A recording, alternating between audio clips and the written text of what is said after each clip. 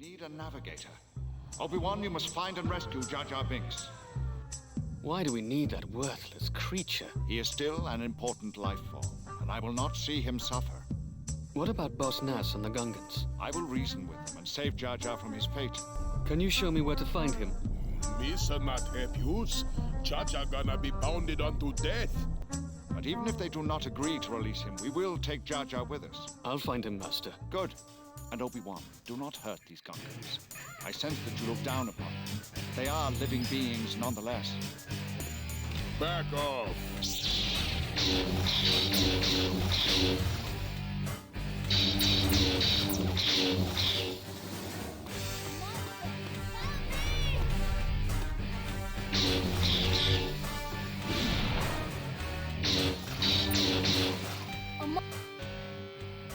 Star Wars Episode 1 The Phantom Menace the video game, published by LucasArts and developed by Big Ape Productions. Watch out for the Big Ape.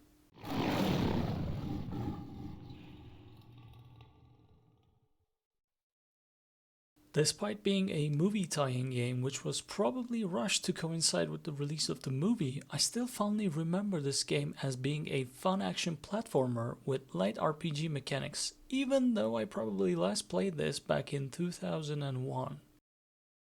Right off the bat, when starting a new game, the game does its best to emulate the movie itself, with that familiar text scroll through the stars. Hold on, let me fast forward this. Yeah, Trade Federation, Naboo, turmoil, blah blah blah.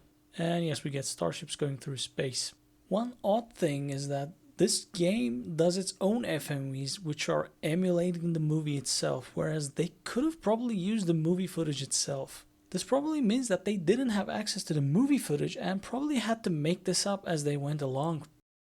Your feelings serve you well, Obi-Wan, but don't let them cloud your judgment. What is your plan, Qui-Gon?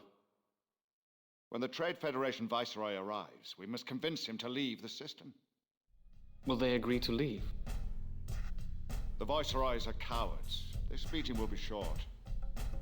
After a brief chat with Qui-Gon, we take control of Obi-Wan. The Trade Federation tries to kill our Jedi using poison gas.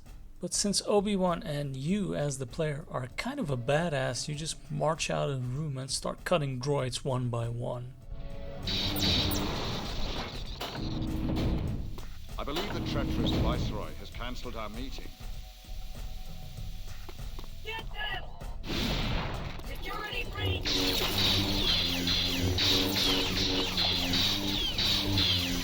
The game operates using tank controls, but since the camera is always following you from behind, it's much easier to control a character compared to something like Resident Evil. And before going any further, I must talk about the graphics of the game. Yes, they have limitations of 1999 technology, but the way they work around the limitations using some different techniques is just superb.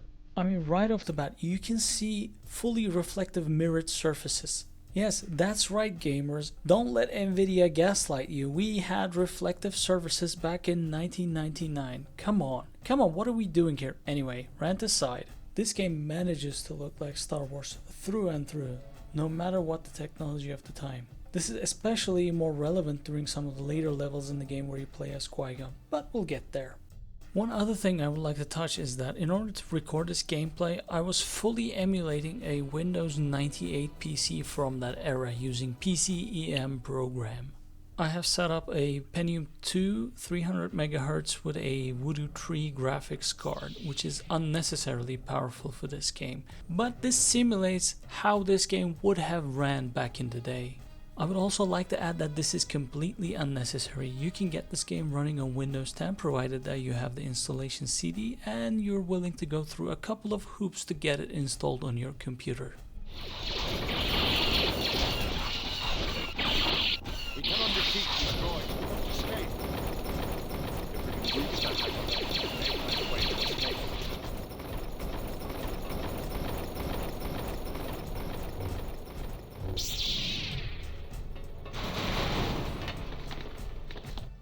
Obi-Wan and Qui-Gon get separated, much like in the movie. But in the game, what happens differently is that instead of getting into the Trade Federation assault ships, Obi-Wan gets to wander around the Trade Federation ship for a bit. This allows the player to wander around and observe some of the details that are lost in the movie. You know, you see the Trade Federation for like, what, 2 minutes in the whole movie, whereas you can get to wander around in the hangars, the ventilation shafts, and the control rooms.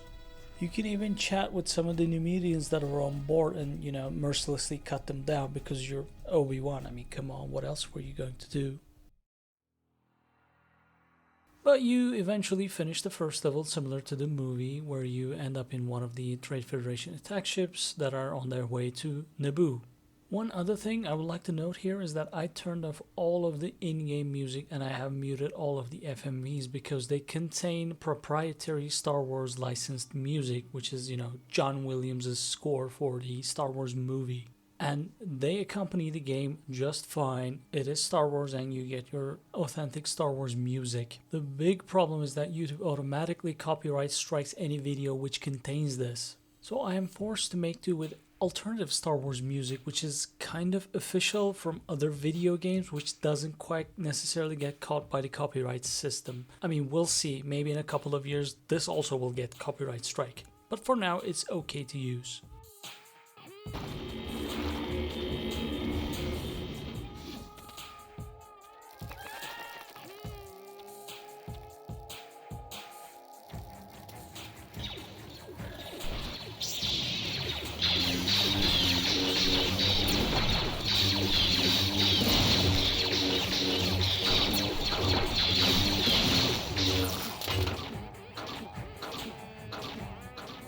Level 2 takes us to the Swamps of Naboo. While technically impressive with all the vegetation and water on display, it is not my favorite level of the game. In fact, it is my least favorite level of the game, probably. The problem I have is that the level design is a giant maze with lots of annoying platforming, with lots of respawning enemies, at least I think they're respawning, and lots of areas that you have to shimmy along tight ropes and enemies attack you and drop you off the ropes and you have to get back up. The design is really unclear as to how you should be proceeding through the level. You never feel like you're ever making progress. Granted that they put the Jar Jar Binks character into the swamp level, and they also had the original voice actor come and voice their lines in the game as well, which is a bonus in my opinion.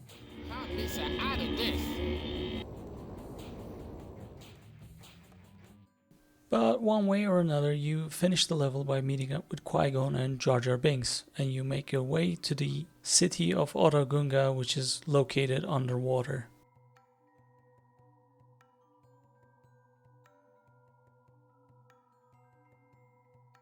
This place barely takes up around 5 minutes in the actual movie. Naturally, we get a massive level where you traverse the entire city, well, almost the entire city. But first you can try to kill Boss Nass and the Gungan Council, but it is not really allowed. It turns out that the Gungans know a thing or two about mutually assured destruction.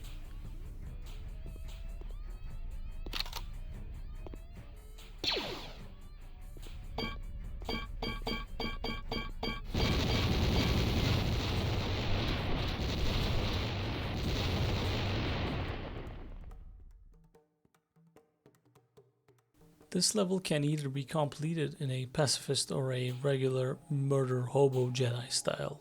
While most of the Gungans are just, bullying types, some of them do actually try to help you on your way. But fighting through the Gungans is honestly a lot of fun. The game outright never punishes you for fighting them. But the real star of the show in this level is the environmental designs. Like, what are these items supposed to be? I mean, I get it, some of them are like fish tanks, but what is this? Like a washing machine? A security console? Like, it gets your imagination running. The level ends when you rescue Jar Jar and meet up with Qui-Gon and get into the submarine bongo thingy. And your reward for beating the level is an alternate universe version of the submarine and fish chase scene from the movie. I'll give you a sped up version of this.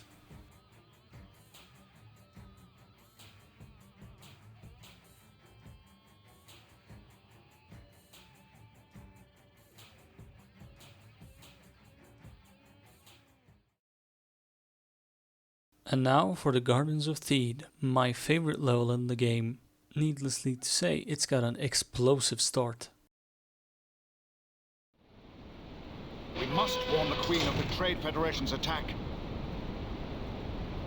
Beyond this bridge is the city of Theed and the Queen's palace. Follow me, Obi-Wan.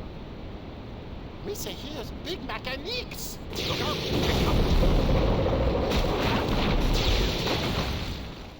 The only way forward is to jump into the waterfall to avoid the tank. After that you get to do some peaceful platforming in the beautiful Naboo garden pool area. But watch out for the fish, they try to bite sometimes. Moving forward through the gardens we come across the Naboo security forces. The rest of this level is a massive battleground between the Naboo forces and the Trade Federation droid army. This was something which was alluded to in the movie but wasn't really shown. Also, the game lets you explore this location from the movie in great detail for 1999. I believe it wasn't until the Battlefront 2 remake that we got a much higher detailed version of Naboo in our computers. The Naboo soldiers are severely outgunned and outnumbered, so when they see you approaching as a Jedi, they are extremely relieved for your support. Plus they give you this kick-ass laser minigun thing.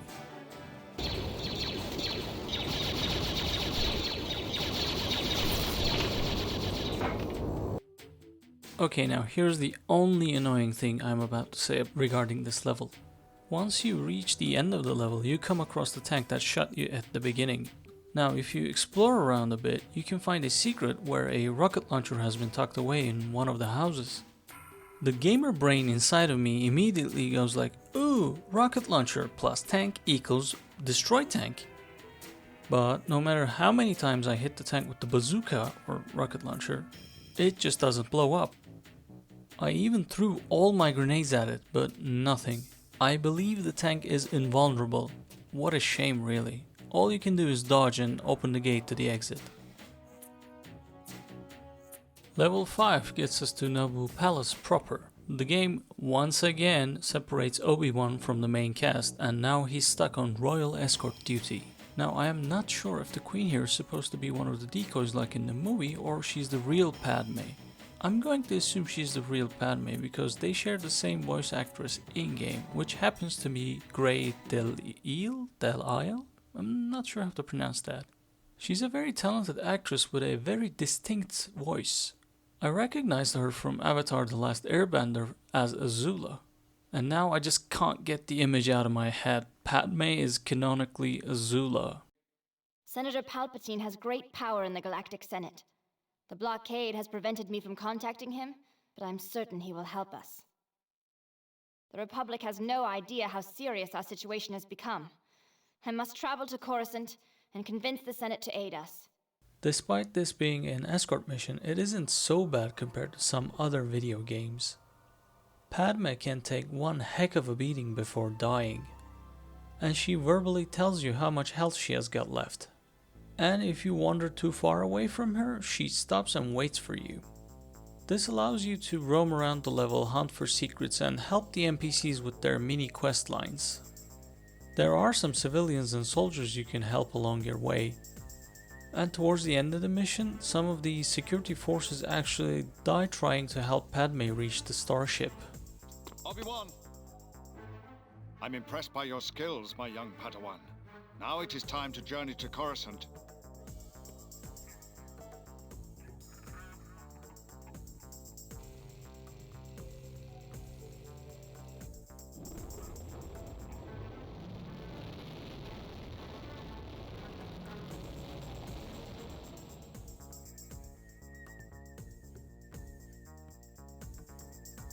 Yeah, spoilers for the movie. They're not gonna make it to Coruscant, guys. Choo choo choo choo choo choo.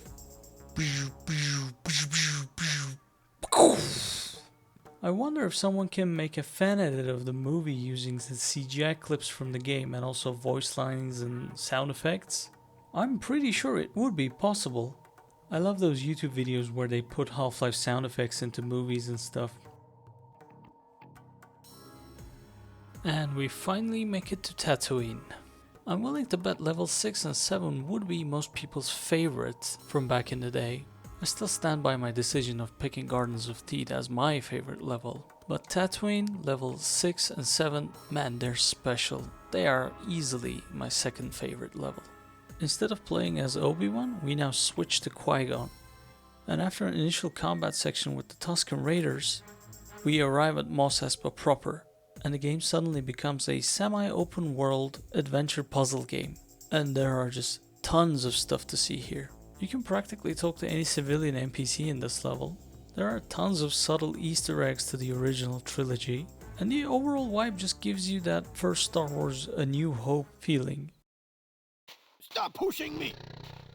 Now you look like a man that could use a Rancor skin jacket. Hey, you. Come here. You don't need my money.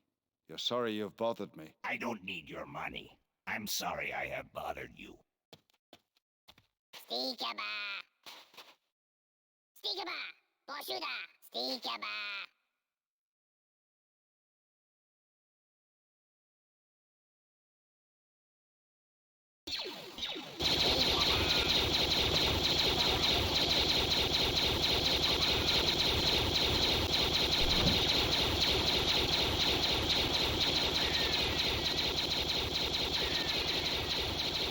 Get out now! I'll call the guards if you don't leave. You better leave.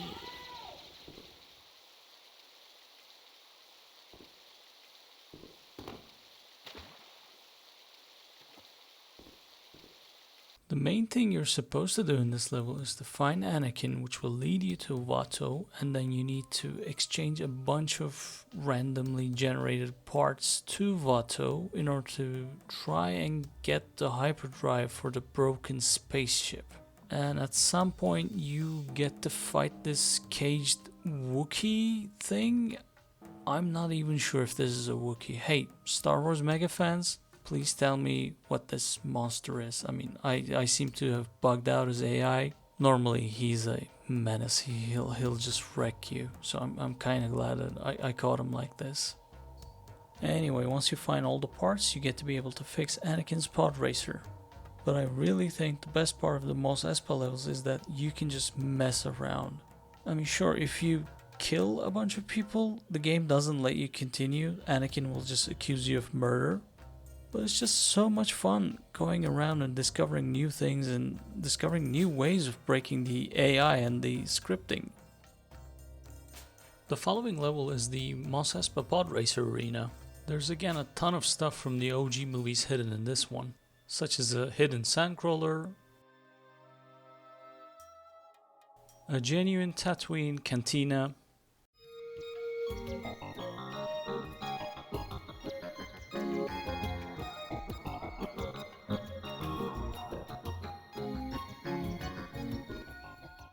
Jabba the Hutt throwing you into a death pit to fight a big monster. You know, your usual everyday typical Mos Espa activities. Hey, check this out. So some of the audience is actually 3D models, but the rest are 2D cutouts that are made to look like 3D models. I find it pretty convincing, to be honest. Much better than the 2D cutout audience in the FIFA and NBA games at the time. The final thing to do in the level is to chase this gecko dude who stole one of Anakin's pod racer parts. He leads you to a hidden lair of one of the grunt looking bodyguard dudes, but this time he's got a machine gun.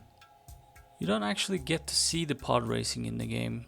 I suppose they had the additional pod racer video game and they didn't want to interfere with it. The final Mos Espa level tries to emulate the Darth Maul vs Qui-Gon battle from the movie. It's not a long mission, it can take you like maybe 10 minutes to finish it. But it's one of the only 2 times in the game that you get to be able to fight someone else using a lightsaber.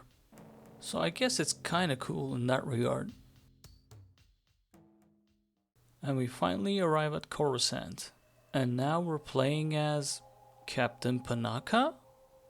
Okay, I mean, he's not the most memorable Star Wars character to have ever been in the movies, but I guess he was the bodyguard of the Queen, so it kind of makes sense here.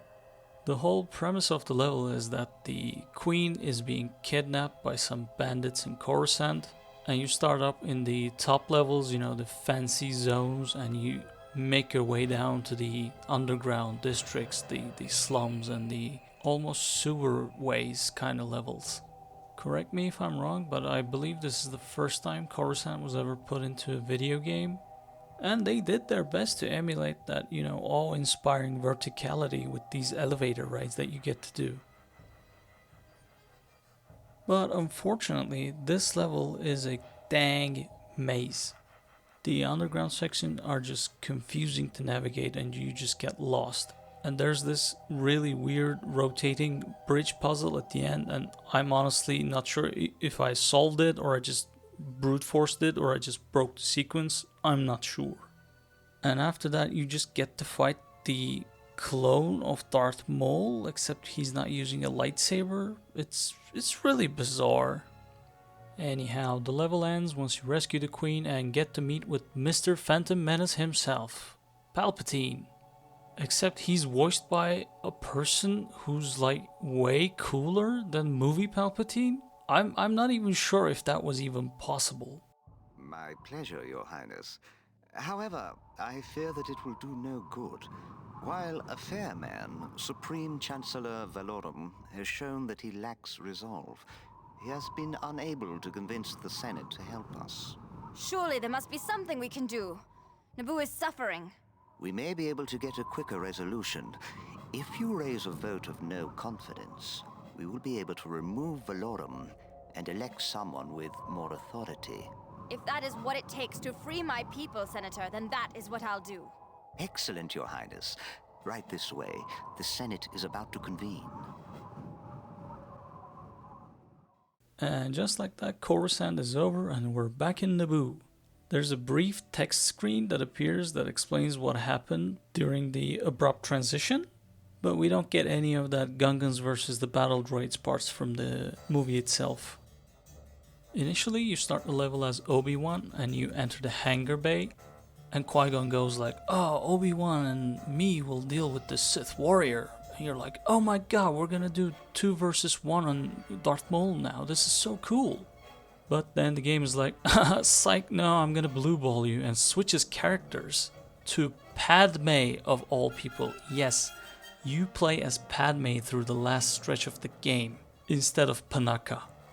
Padme comes equipped initially with the world's worst lightning gun that I've ever seen.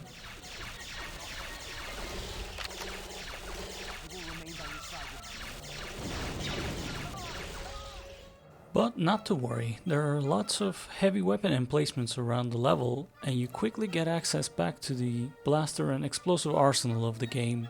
The level itself is the Theed Palace level, just played in backwards, so it's mostly reusing assets at this point. Thus, I'm just going to put some action music and show you the highlights.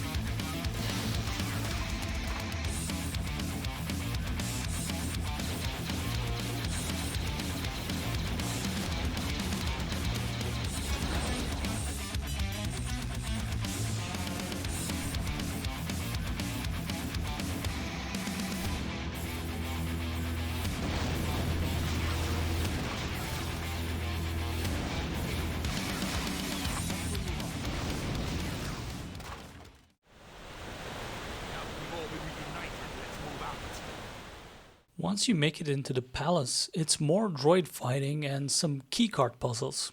So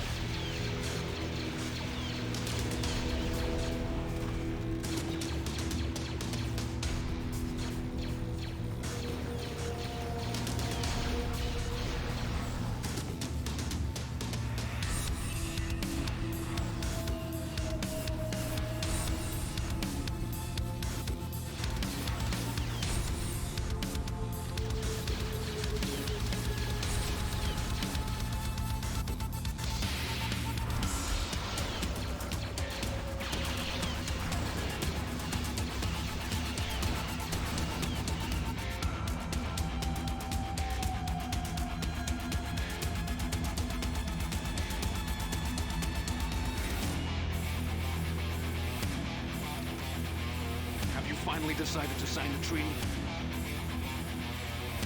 You will pay for your actions, villain. Fallen into my trap. Battle droids, surround them.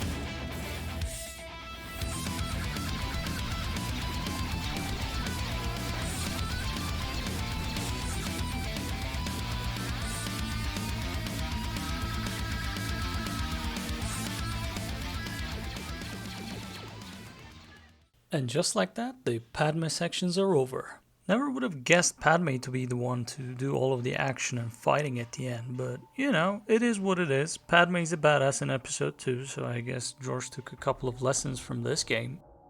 Now, back in Obi-Wan and Qui-Gon land, they're dueling Darth Maul. What I've done is kind of show you things out of order. Normally, you play some sections as Padme and then you switch to Obi-Wan and then you switch back to Padme and you keep switching back between characters. But I think the video kind of flows better if you just focus on one character and then move on to the next. And regarding the Obi-Wan section with the duel, there isn't too much to say. I think they've done a decent enough job showing you Darth Maul as a worthy opponent. He pretty much has all of the tricks he has in the movie, you know, when he picks up that Roomba droid and throws it to the wall. Now he can do it in the game too. Plus they also gave him Palpatine's lightning attack, but it's also red now, so I guess it's cooler. You know, I remember seeing episode 1 in the theaters as a kid. Internet reviews weren't really a thing back then, so I never knew Darth Maul actually had a twin lightsaber. So I was sitting there thinking like, oh, you know, Obi-Wan and Qui-Gon just came in, there's 2 of them and this guy is alone. So he's like, I don't know, is he gonna get his ass kicked so easily? And then bam, he reveals the second lightsaber and it's like, oh, he's going to fight both of them at the same time on his own. Wow. And you know, the choreography and everything, it was just amazing. And you know, as a kid, you're easy to impress, but it was a special thing back then to me. Anyway, you do a bit of fighting together with Qui-Gon and then you get thrown off the ledges like in the movie and you do some boring puzzles and you get back to where Qui-Gon is and oh no, he's been murdered by Darth Maul. And now you must fight him alone, on your own. And this fight is honestly pretty tough. I discovered 2 hidden medkits up in the rafters, and if I hadn't found those, I don't think I'd be able to beat him fair and square with the lightsaber. Once Maul is defeated, Obi-Wan promises to Qui-Gon that he will train Anakin and says his farewells. And then we get the celebration ending scene pretty much from the movie. To conclude things, I think this is a pretty good movie tie-in game. It's got decent action, it's got decent role-playing, it's usually a lot of fun to just wander around and play the game, and honestly it still holds up pretty decently even in 2024. So you might think about giving it a shot if you come across a copy for yourself. I believe it's being sold on the PS5 actually, but not on PC. Anyway, I would like to thank everyone for watching the video till the end, and I hope to see you in the next video that I make.